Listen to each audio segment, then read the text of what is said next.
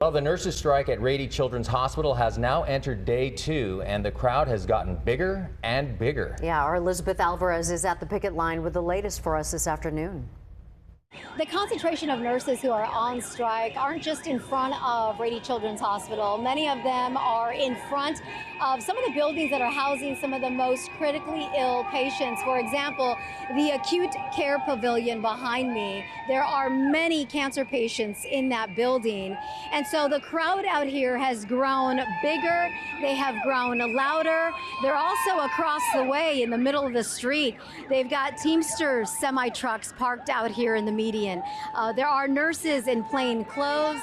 There are nurses in scrubs, many of them holding signs. Across the street, another picket line there in front of the Ronald McDonald House, a place where the families of children who are sick and who have been admitted to the hospital are able to stay so that they can be with their child and not have to go home.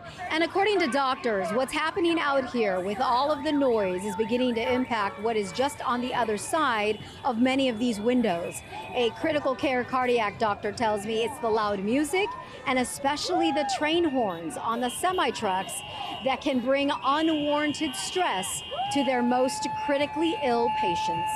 Just on the other side of those glass windows and walls, there are little babies that have had major heart surgery, and American Academy of Pediatrics recommends that you have to keep the noise level below 45 decibels in these ICUs.